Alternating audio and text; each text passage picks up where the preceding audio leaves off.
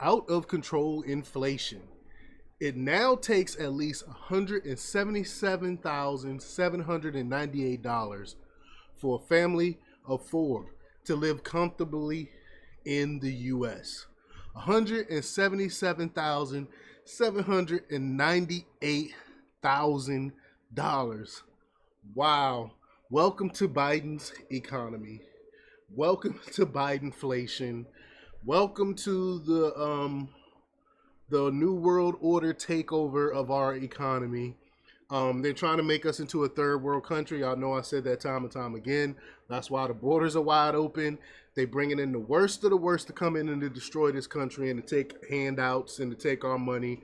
And they're sending all the rest of our money over to foreign countries to fight wars that has absolutely nothing to do with us.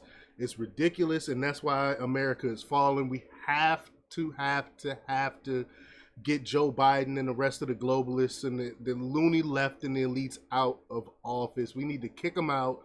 We need to start over. We need to make America great again because they are systematically destroying us. And again, it's by design. This is on purpose. Look at everything that they're for. Everything that they're for is destroying us. They're against the family, the traditional family. They're against it seems like our very existence they're against. And the average American and the poor cannot survive another 4 years of Joe Biden's economy. It would definitely be the end of America as we know it. So we're gonna talk a little bit about that. But before we get started, go ahead and hit that like button, share this out so we can get this information out there.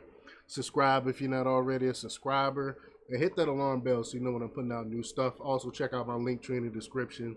Has a link to my Patreon. That's where I talk about things I can't talk about here. There's also a link to my Instagram and my merch store. Also, check out jjthepsychotherapist.com for news as well. All right, so let's talk about this news now.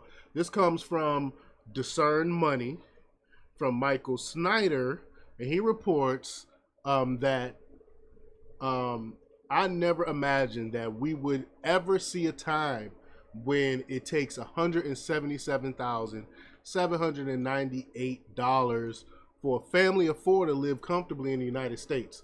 Unfortunately, that day has arrived. Our leaders have been pursuing highly inflationary policies for many years, and now we have reached a point where inflation is wildly out of control. In fact, the latest wholesale inflation figure that was released on Tuesday came in much higher than expected. Sadly, this is just the beginning, and we are in far more trouble than most people realize. And how many times have I said it's going to get a lot worse before it get any better? How many times I said that? Now, according to an increasingly shocking new study, most Americans do not make enough money to live comfortably in the highly inflationary environment that we find ourselves in today. A recent study has revealed the incomes needed for families to live comfortably across the United States, and the stark contrast in the cost of living between states is startling.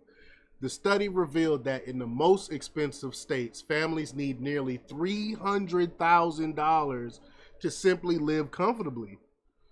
The least expensive state requires about half of that salary, still over $100,000. Meanwhile, the average annual salary in the U.S. is $59,428, or $28.34 per hour as of May 2024.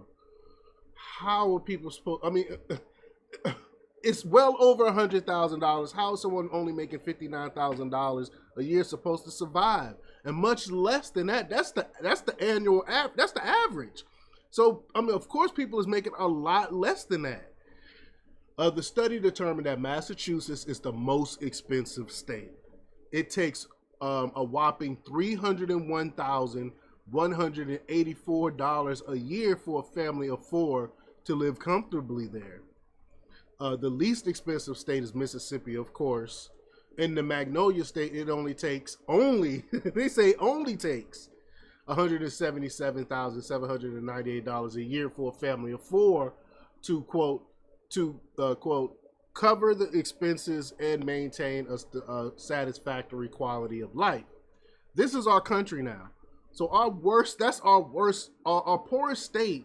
You got to have well over $100,000 just to live comfortably with a family of four. I feel like I have been banging my head into a wall. For more than a decade, I've warned that this would happen, and now it is here. You can't keep kicking the can down the road. Sooner or later, it's gonna hit a point where you can't kick it any further. And even more inflation is on the way. Like I said, it's gonna get a lot worse. Americans already contending with persistent and stubbornly high inflation just got more unwelcome news on Tuesday. There are more price hikes likely coming down the pike. Wholesale inflation picked up in April to its highest rate in a year, according to the Bureau of Statistics labor data released Tuesday. In April, inflation at the wholesale level jumped 0.5% in just 1 month. Inflation at the wholesale level rose much more than expected in April, the latest sign that price pressures within the economy remain elevated and difficult to tame. The Labor Department said Tuesday that its producer price index, which measures inflation at the wholesale level before it reaches consumers, rose 0.5% in April from the previous month. If you multiply that figure by 12 months, you get 6%. Don't wait for a stock market crash, de-dollarization, or I'm sorry, this is a ad, so I'll skip that part. Sorry about that. And of course, you need to approximately double any number that the Biden administration gives us in order to come up with a figure that is anywhere close to accurate. And that's, I've been also saying that you cannot trust these numbers that's coming out. These numbers are watered down. It's a lot worse than what they indicate, and what they indicate is already terrible. By now, just about everyone realized that the rate of inflation in this country is massively understated. And that statement is an understatement. For example, Joe Biden insists that the rate of inflation has been low for quite some time, but home prices have risen by more than 47% since the start of this decade. Home prices have surged 47.1% since the start of 2020, easily outstripping the gains seen in recent decades. That, according to a recent analysis by Resy Club of the Case-Shiller National Home Price Index, which showed that house prices in the 1990s and 2010s grew a respective 30.1% and 44.7%. Let's be honest with one another. The truth is that we are in the midst of a raging cost of living crisis that has no end in sight. And this should not surprise any of us. You know, if you were paying attention, anyone paying attention, knew this was happening. I've been saying this for years now, since Biden took office, you know, and I was called all types of Russian trolls and all these other things. And but now look what's happening. I mean, how many times do we have to, our predictions have to come true before people start taking what we're saying seriously? Our politicians continue to borrow and spend trillions upon trillions of dollars, and all of this borrowing and spending is extremely inflationary. I told you they're going to spend us out of existence. The government will never ever balance budgets because they don't have to, because they will never be held accountable for anything that they're doing. So that's why they can just continue to spend and continue to spend and continue to tax until we have absolutely nothing left. They're going to tax us, spend us, and regulate us out of existence. But an economic specter haunts America. It's also one that American politicians, Republicans and Democrats, say a great deal about but are reluctant to address. The name of that shadow is the United States national debt, what the U.S. Treasury Department defines as, quote, the amount of money the federal government has borrowed to cover the outstanding balance of expenses incurred over time. The question is, if they're taking in so much of our tax dollars, all of our money, why do they need to continue to borrow money? Why? Why do they continue to borrow money? Why they just can't keep to the budget? I have to keep to my budget. When I'm running, if I'm out of money, I'm out of money. There's nothing I can do. I have no more money there to spend. And that's how the government should operate. The government should not be allowed to borrow funds. They should be able to balance the budget. If you go to the Treasury's website, you can see just how big that debt is. In mid-May, it was $34.5 trillion with a T. The pace of the growth in the debt is equally stunning. Approximately $1 trillion is being added to America's national debt every 100 days, and I covered that before. Borrowing and spending another $1 trillion every 100 days is a completely and utterly insane thing to do. They shouldn't be allowed to do this. We really are in the end game. Today, Fed Chair, and I'm assuming, I don't think this was today, this was probably yesterday, Fed Chair, or a few days ago, Fed Chair Jerome Powell warned that interest rates may have to stay high for an extended period of time in order to fight inflation. Yeah, this was a few days ago, he said that, I think the beginning of the week. Federal Reserve Chair Jerome Powell said Tuesday, it was this past Tuesday, that, quote, it may take longer than expected for high interest rates to lower inflation and give no hint that a recently slowed labor market could mean earlier rate cuts. Quote, we'll need to be patient and let restrictive policy do its work, Powell said during a session at a Foreign Bankers Association meeting in Amsterdam. Quote, it may be that high interest rates take longer than expected to do its work and bring inflation down. So far, higher rates have not solved our cost of living crisis, and that is because our politicians continue to spend money like drunken sailors. Again, they do not want to balance the budget. By higher rates and crushing the overall economy. But higher rates are crushing the overall economy, I should say. Yesterday, the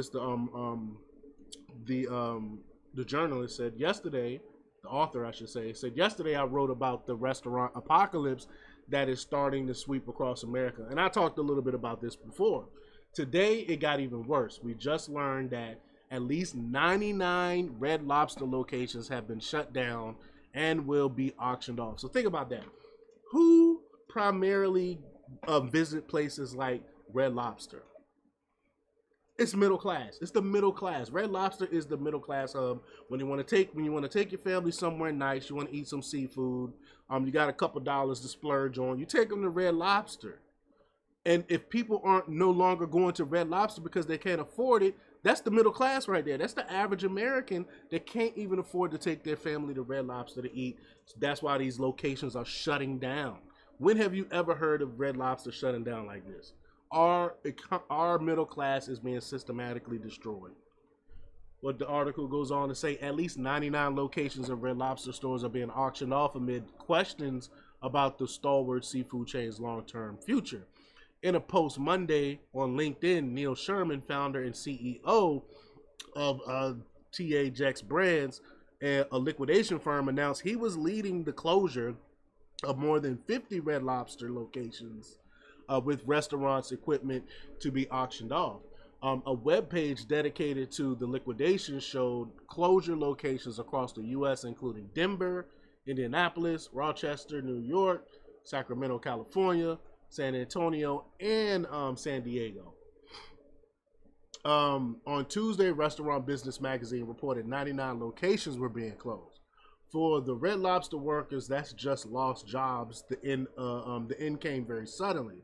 A third Red Lobster employee took the news in stride, posting, Red Lobster just laid all of us off without notice and closed a good LMAO. The employee added and replied, the Red Lobster didn't tell managers until 8 a.m. yesterday.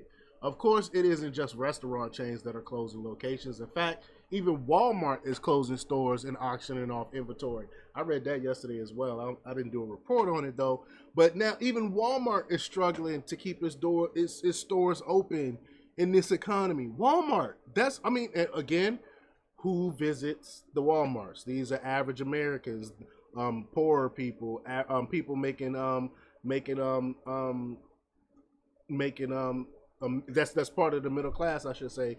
These are the people that frequent places like Walmart, and they are closing places because people aren't spending money like they normally spend in Joe Biden's economy, and because of Bidenomics, it's destroying our way of living.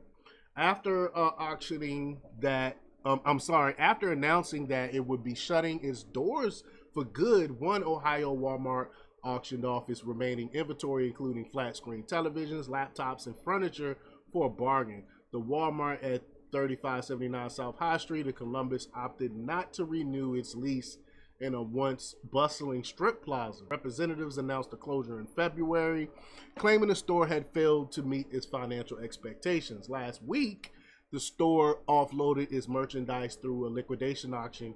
Bidding closed the morning of May 10th, with some items like laptops going for under $20. Wow. If interest rates stay high, we're going to see a lot more of this sort of thing. But the Federal Reserve is very hesitant to cut rates at this point because of the cost of living crisis. Officials at the Fed really are caught in a deer in headlights moment right now. But no matter which way they ultimately choose to go, in the short term, more stagflation is ahead. Again, it's going to get worse. And in the long term, the exceedingly foolish policies that our leaders have been pursuing are going to result in a systematic collapse of absolutely epic proportions. 1000% agree with everything that was said in this article. He's right on the nose. He basically echoing and showing proof of everything I've been saying since Biden been in office, what he was going to do to this economy. And that's exactly what's happening right now. Here's more evidence of that. If you vote for this man, then and he end up getting reelected, then it is the end of our normal American way of life. I don't know what else. I don't know how else to put it. I'm not being hyperbolic. I think we definitely have to get this man out of office. But let me know what y'all think about this. Leave your comments down below. Like, share, subscribe, and check out jjthepsychotherapist.com for the latest in news. Until next time, peace.